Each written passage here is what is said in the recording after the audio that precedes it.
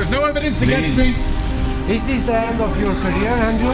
Absolutely not. This case file is empty. I know a lot of what he does is theater, right? A lot of what he does is very like satire. He plays the role of this boastful who smokes cigars and drives Lamborghinis, and that's his thing. Wait.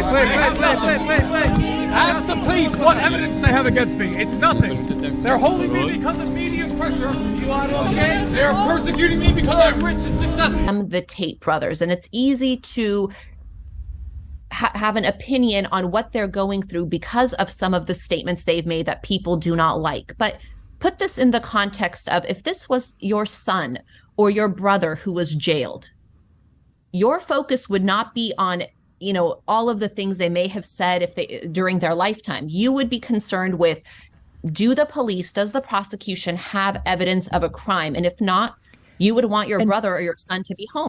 So we're going to find out in the next several days. The existing detention order expires on February 27th.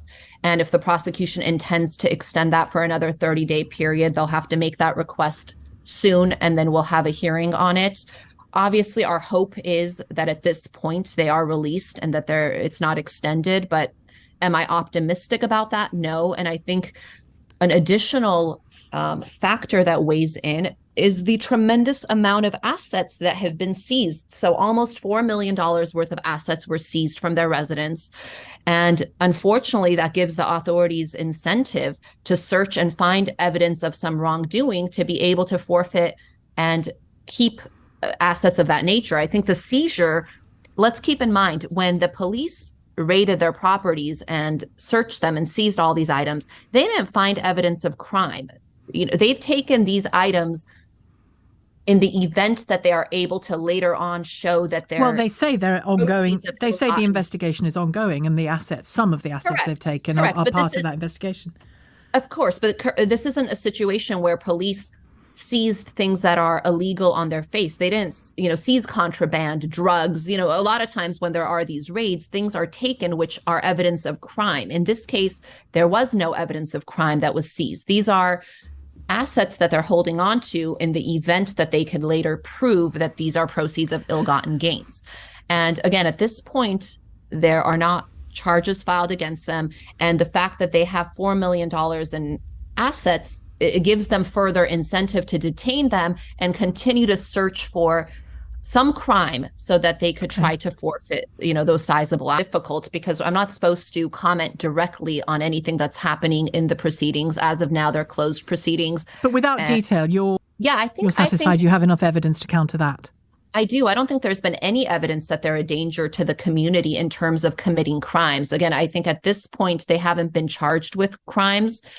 And these are two individuals that have absolutely no criminal history. So I think that's a far leap to say that, they have potential ability to influence people.